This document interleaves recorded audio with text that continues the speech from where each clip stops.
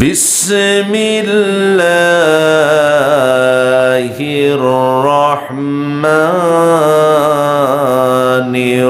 রহিম। ইন্না আনজালনা ইলাইকাল কিতাবা বিল হাক্কি লিতাহকুমা بين الناس بما أراك الله ولا تكن للخائنين خصيما واستغفر الله إن الله كان غفورا رحيما। সকল সৃষ্টির সুখ আনতে করেছ যুদ্ধ পথ প্রান্তে, সকল সৃষ্টির সুখ আনতে করেছ যুদ্ধ পথ প্রান্তে,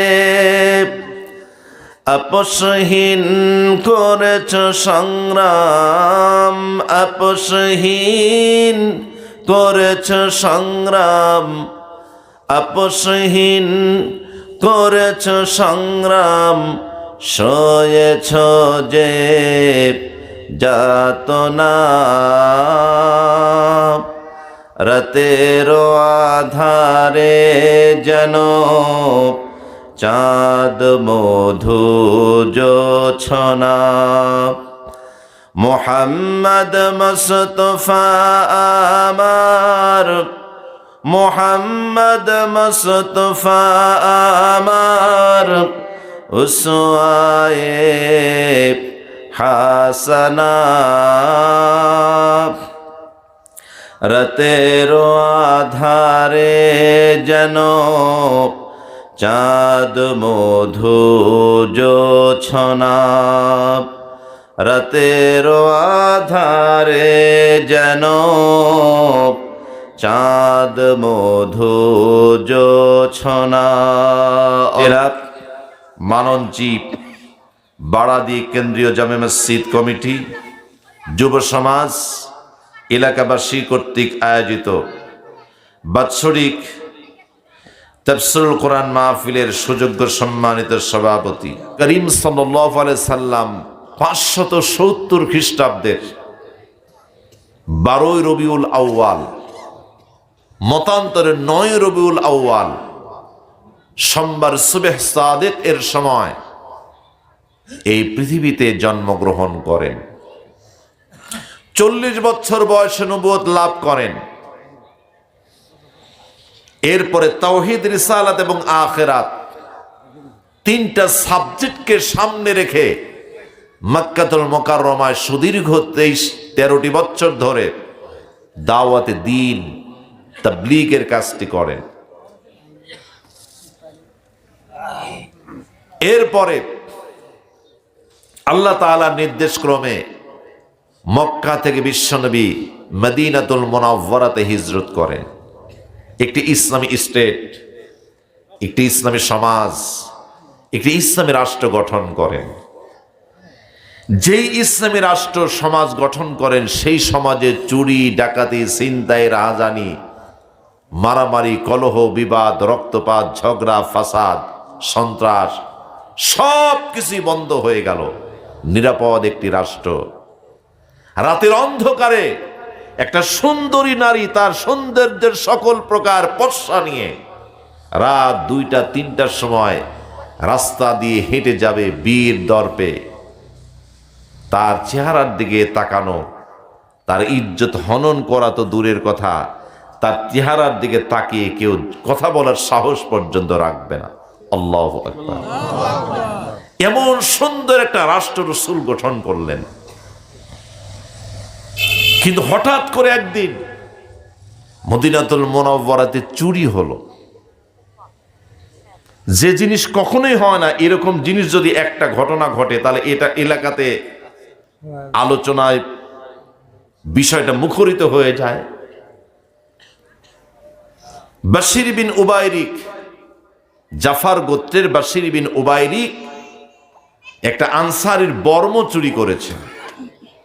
কিন্তু যখন দেখলো যে চারদিক দিয়ে এই কথাটা ছড়িয়ে পড়েছে যে এই মদিনাতে চুরি হয়েছে, অমুক আনসারীর বর্ম চুরি হয়েছে, কথাটা যখন ছড়িয়ে পড়ছে চারদিকে, কানাঘুষা চলছে, জল্পনা কল্পনা চলছে, অভিযান চলছে, তখন বাশির বিন উবাইরিক চিন্তা করলো কখন না জানি ধরা পড়ে যায়। আর ধরা পড়লে কি কাটা যাবে?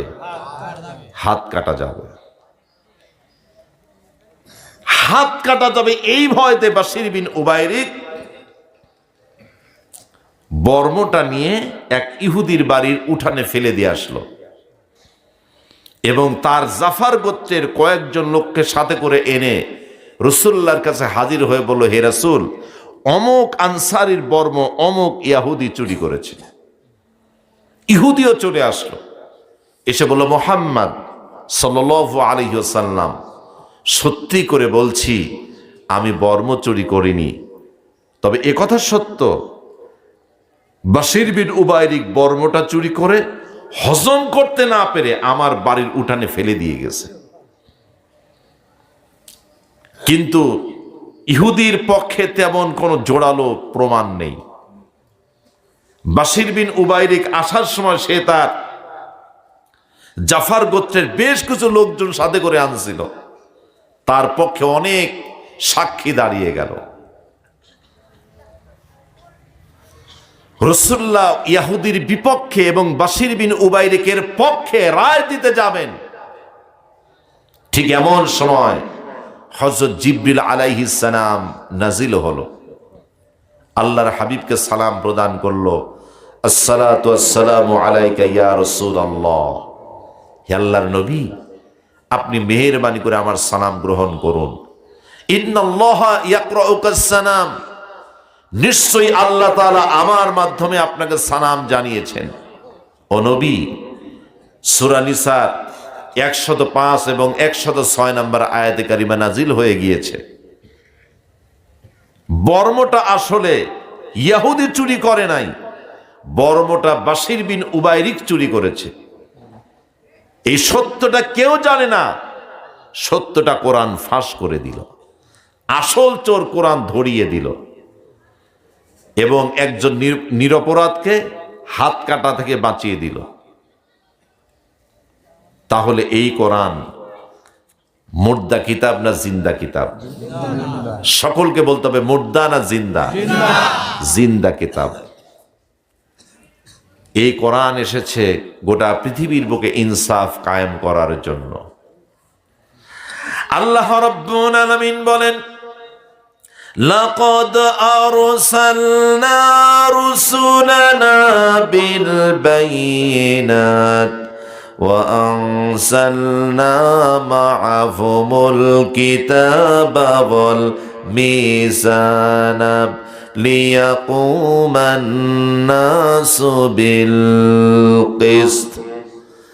আল্লাহ তাআলা বলেন, সুস্পষ্ট নিদর্শন সহকারে আমি রব্বুল আলামিন আমার রাসূলগণকে এই পৃথিবীর বুকে প্রেরণ করেছি। নবীগণের সাথে রাসূলগণের সাথে আসমানি কিতাব দিয়েছি এবং ভারসাম্যপূর্ণ মানদণ্ড দিয়েছি, যাতে করে এই কিতাবের দ্বারা সেই দেশের লোকেরা নিজেদের দেশে যেন ইনসাফ কায়েম করতে পারে। সুবহানাল্লাহ। কোরআন দিলাম, কিতাব দিলাম ইনসাফ কায়েমের জন্য। কি কায়েমের জন্য? ইনসাফ কায়েমের জন্য। আচ্ছা বলেন তো ভাই, কোরআন আমাদের প্রত্যেকের বাড়িতেই প্রায় আছে, আছে না? এই বাংলাদেশের যত মসজিদ আছে প্রত্যেকটা মসজিদে কোরআনুল কারীমের কপি আছে, আছে কিনা? বাংলাদেশে প্রায় 20 কোটি মানুষ, 18 কোটির উপরে বা 18 কোটির মতো মুসলমান আছে। প্রত্যেকটা ফ্যামিলিতে কোরআনুল কারীমের অন্তত 2-1টা ফ্যামিলি বাদ দিয়ে সব ফ্যামিলিতে প্রায় কোরআনুল কারীমের পাণ্ডুলিপি আছে, কোরআন আছে।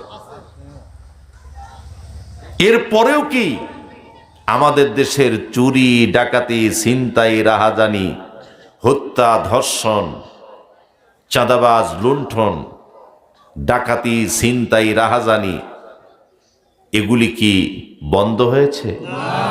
কমেছে? মানুষও বাড়তেছে, অপরাধও বাড়ছে। কেন? কোরআন তো ঠিকই আছে, কোরআন আছে, অপরাধও আছে। কারণ কি? কারণ একটাই, কোরআনকে সুন্দর করে জুজদানি পড়ায় প্যাকেট করে হয় শেলফে অথবা মসজিদের তাকিয়াতে রেখে দিয়েছি। এর যথাযথ প্রয়োগ আমাদের দেশে নাই। তাহলে কোরআনের শুধু উপস্থিতি থাকলে হবে না, কোরআনের প্রয়োগ থাকতে হবে। ঔষধ আপনার বাড়িতে ভুরি ভুরি আছে, কিন্তু আপনি ঔষধ খান না, রোগ কি ভালো হবে? তাহলে ঔষধ বাড়িতে থাকলেই আপনি সুস্থ হবেন, বিষয়টা এরকম না। ঔষধ নিয়মিত খেতে হবে, সেবন করতে হবে, তবেই আপনি সুস্থ থাকতে পারবেন, ঠিক কিনা? দিনী ভাইয়েরা আমার, তাহলে কোরআনুল কারীম কি শুধু তাকিয়াতে রাখার জন্য এসেছে? কোরআনুল কারীম কি শুধু তেলাওয়াতের জন্য এসেছে? কোরআনুল কারীম এসেছে কোরআন দিয়ে ব্যক্তি চলবে, সমাজ চলবে, রাষ্ট্র চলবে, পরিবার চলবে। তাহলে ব্যক্তি ভালো হবে, সমাজ ভালো হবে, রাষ্ট্র ভালো হবে, দেশ ভালো হবে, ইনসাফ কায়েম হবে। মানুষের মধ্যে হানাহানি, রক্তপাত, মারামারি, লুণ্ঠন, হত্যা, রাহাজানি, ধর্ষণ, চাঁদাবাজ কিচ্ছু থাকবে না, ঠিক কিনা? এখন এই কোরআনুল কারীমকে এর উপরে বাংলাদেশের মানুষ সবচেয়ে বড় জুলুম করতেছে। কারণ কোরআন দিয়ে আমরা কি করি? যদি কোনো এলাকায় চুরি হয়ে যায়, তাহলে 2, 4, 5 জন, 7 জন, 10 জনের নাম নিয়ে চলে আসে, হুজুর কোরআন শরীফ একটু ঘুরান তো, একটা চোর ধরা লাগবে। তা আসলে এইভাবে কোরআন শরীফ বদনার উপরে রেখে আম পাতা দিয়ে ওর উপরে কোরআন রেখে বদনার ভিতরে কিছু পানি দিয়ে কিছু নাম দিয়ে চোর ধরার জন্য কি আসলে কোরআন এসেছে? কিন্তু আমরা ওই কাজই করি কিনা? এরপরে ঝাড়ফুঁক, যখন ডাক্তার ফেল করে তখন কোরআন শরীফ পড়ে হুজুর একটু ঝাড়া দেন, চলে আসে। কোরআন কি শুধু বাহ্যিক ঝাড়া দেওয়ার জন্য এসেছে? আবার